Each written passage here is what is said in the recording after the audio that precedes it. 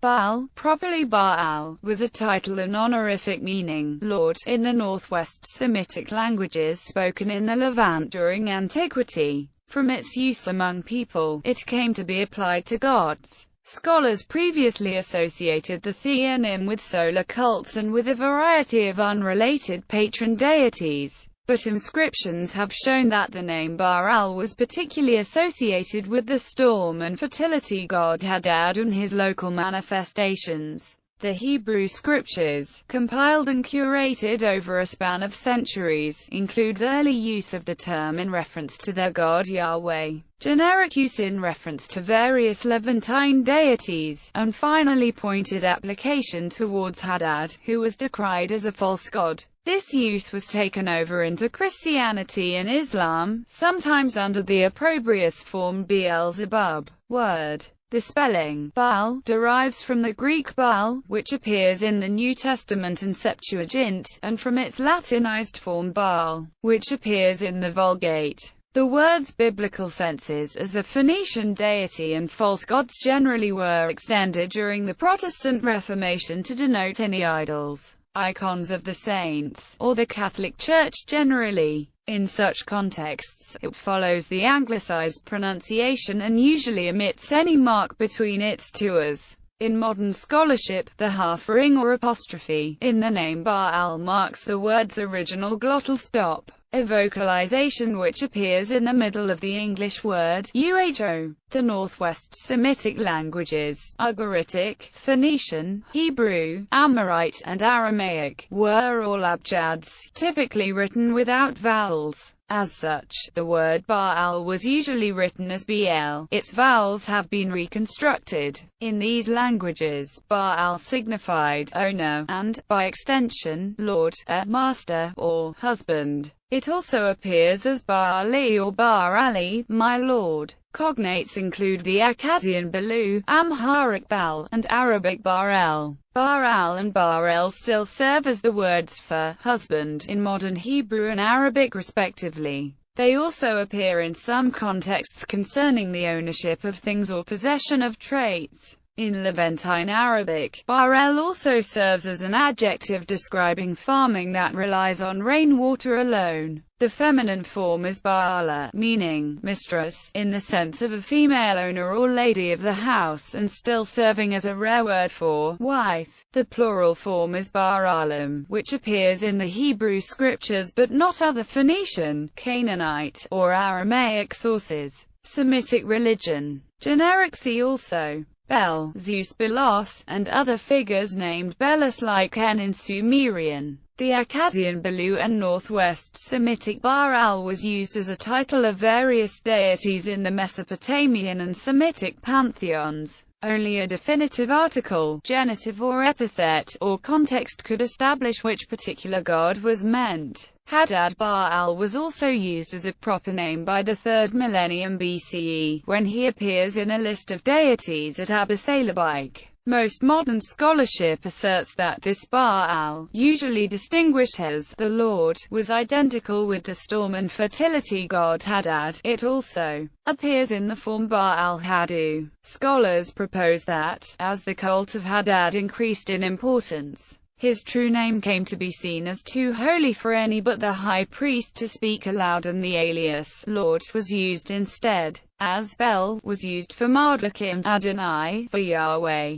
A minority propose that Baal was a native Canaanite deity whose cult was identified with or absorbed aspects of Hadad's. Regardless of their original relationship, by the 1st millennium BCE, the two were distinct. Hadad was worshipped by the Arameans and Baal by the Phoenicians and other Canaanites. The Phoenician Baal is generally identified with either El or Dagon. Baal is well attested in surviving inscriptions and was popular in theophoric names throughout the Levant, but he is usually mentioned along with other gods, his own field of action being seldom defined. Nonetheless, Ugaritic records show him as a god of storms, with particular power over lightning, wind, weather, rain, and fertility. The dry summers of the area were explained as Baal's time in the underworld, and his return in autumn was said to cause the storms which revived the land. Thus, the worship of Baal in Canaan, where he eventually supplanted El as the leader of the gods and patron of kingship, was connected to the region's dependence on rainfall for its agriculture. Unlike Egypt and Mesopotamia, which focused on irrigation from their major rivers,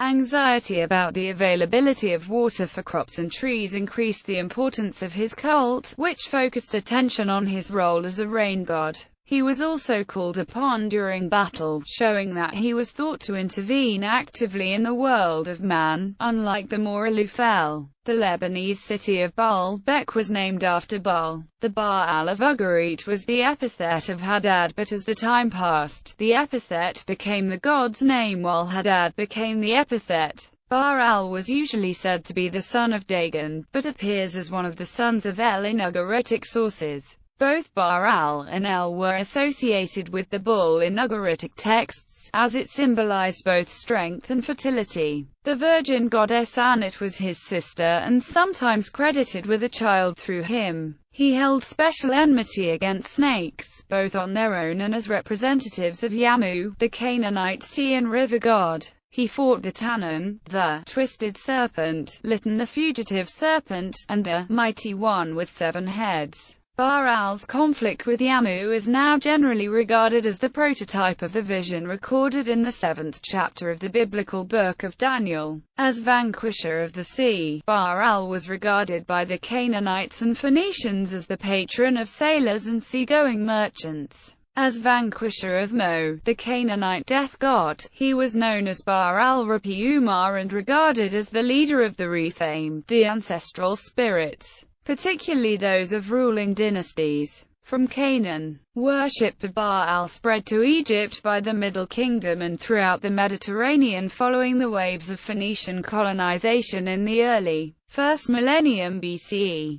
He was described with diverse epithets, and prior to the rediscovery of Ugarit, it was supposed that these referred to distinct local gods. However, as explained by Day, the texts at Ugarit revealed that they were considered local manifestations of this particular deity, analogous to the local manifestations of the Virgin Mary in the Roman Catholic Church. In those inscriptions, he is frequently described as victorious Baal, mightiest one, or mightiest of the heroes, the powerful one, and in his role as patron of the city, Baal of Ugarit. As Baal Zaphin, he was particularly associated with his palace atop Jebel Aqra. He is also mentioned as Wing Baal and Baal of the Arrows. Phoenician and Aramaic inscriptions describe Bel Krantris, Baal of the Lebanon, Baal of Sidon, Blsmd, Baal of the heavens, Baal Adda, Baal Hammon, Blmgnm. Baal Hammon. Baal Hammon was worshipped in the Tyrian colony of Carthage as their supreme god. Like Hadad, Baal Hammon was a fertility god. Inscriptions about Punic deities tend to be rather uninformative, though, and he has been variously identified as a moon god and as Dagon, the grain god. Rather than the bull, Baal Hammon was associated with the ram and depicted with his horns. The archaeological record seems to bear out accusations in Roman sources that the Carthaginians burned their children as human sacrifices to him. He was worshipped as Baal Karnaim, particularly at an open-air sanctuary at Jebel Bucornine across the bay from Carthage. His consort was the goddess Tanit. The epithet Hammon is obscure. Most often, it is connected with the NW Semitic Haman and associated with a role as a sun god. Renan and Gibson linked it to Hammon, and Cross and Lipinski to Haman or Carmon, the classical Mount Amanus and modern Nur mountains, which separate northern Syria from southeastern Cilicia. Judaism. Baal appears about 90 times in the Hebrew scriptures in reference to various gods. The priests of the Canaanite Baal are mentioned numerous times, most prominently in the first book of Kings. Many scholars believe that this describes Jezebel's attempt to introduce the worship of the Baal of Tyre Melkut. to the Israeli capital Samaria in the 9th century BCE. Against this, Day argues that Jezebel's Baal was more probably Baal Shamim, the Lord of the Heavens, a title most often applied to Hadad, who is also often titled just Baal. The Hebrew scriptures record an account of a contest between the prophet Elijah and Jezebel's priests. Both sides offered a sacrifice to their respective gods. Baal failed to lie to his followers' sacrifice, while Yahweh's heavenly fire burnt Elijah's altar to ashes, even after it had been soaked with water. The observers then followed Elijah's instructions to slay the priests of Baal, after which it began to rain, showing Yahweh's mastery over the weather. Other mentions of the priests of Baal describe their burning of incense in prayer and their offering of sacrifice while adorned in special vestments. Yahweh. The title Baal was a synonym in some contexts of the Hebrew Adon and Adonai, still used as aliases of the Lord of Israel Yahweh. According to some scholars, the early Hebrews did use the names Baal and Baali in reference to the Lord of Israel, just as Baal farther north designated the Lord of Ugrit or Lebanon. This occurred both directly and as the divine element of some Hebrew theophoric names.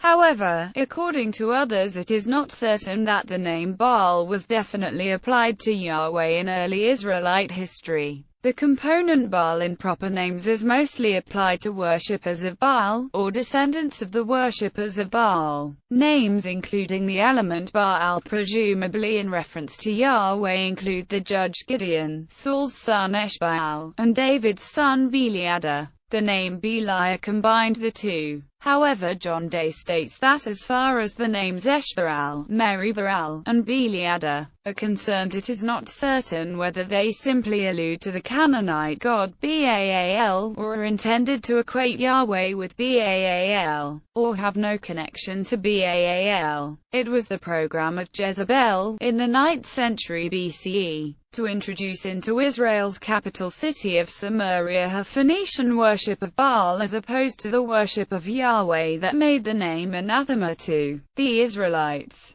At first the name Baal was used by the Jews for their god without discrimination, but as the struggle between the two religions developed, the name Baal was given up by the Israelites as a thing of shame, and even names like Jerubbaal were changed to Jerubosheth. Hebrew Bosheth means shame. Eshbaal became Ishbosheth and Meribaal became Mephibosheth, but other possibilities also occurred. Beliada is mentioned renamed as Eliada, and Gideon's name Jerubbaal was mentioned intact but glossed as a mockery of the Canaanite god, implying that he strove in vain. Direct use of Baali continued at least as late as the time of the prophet Hosea, who reproached the Israelites for doing so. Baal-berith was a god worshipped by the Israelites when they went astray, after the death of Gideon according to the Hebrew scriptures. The same source relates that Gideon's son Abimelech went to his mother's kin at Shechem and received 70 shekels of silver from the house of Baal-berith to assist in killing his 70 brothers from Gideon's other wives.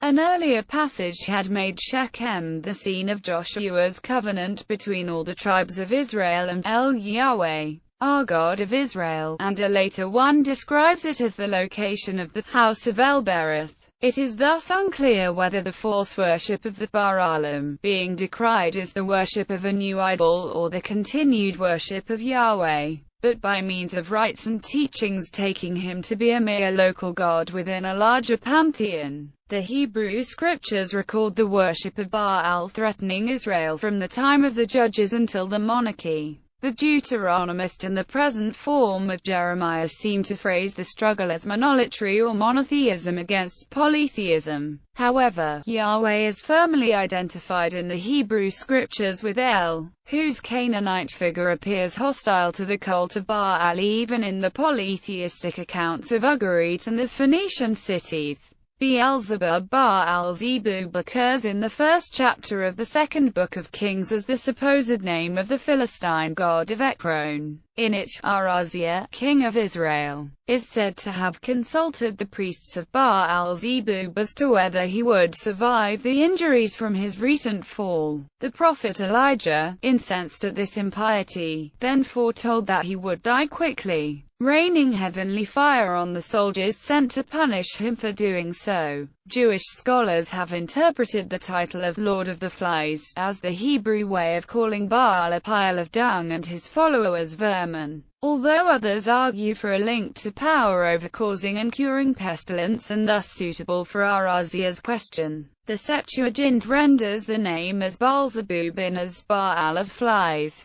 Symmachus the Ebionite rendered it as Beelzebul, possibly reflecting its original sense. This has been proposed to have been Beelzebul, Ugaritic for Lord of the Home, or Lord of the Heavens. Christianity. Beelzebub or Beelzebul was identified by the writers of the New Testament as Satan, prince of the demons. John Milton's 1667 epic Paradise Lost describes the fallen angels collecting around Satan, stating that, though their heavenly names had been blotted out and read, they would acquire new ones, wandering o'er the earth as false gods. The Baalim and Ashtaroth are given as the collective names of the male and female demons who came from between the bordering flood of old Euphrates and the brook that parts Egypt from Syrian ground. Similarly, Baal and derived epithets like Baalist were used as slurs during the English Reformation for the Catholic saints and the devotees. Islam. The Quran mentions the contest between Jezebel's priests of Baal and the prophet Elijah, and Elias was most surely of the messengers. He asked his people, "Do you not fear God? Will ye call upon Baal and forsake the best of creators? God is your Lord and the Lord of your fathers, the ancients, but they rejected him, and they will certainly be called up for punishment. Except the sincere and devoted servants of God among them, and we left this blessing for him among generations to come, in later times. Peace be upon Elias." The name Beelzebub also appears in Arabic sources as the Lord of the Flies.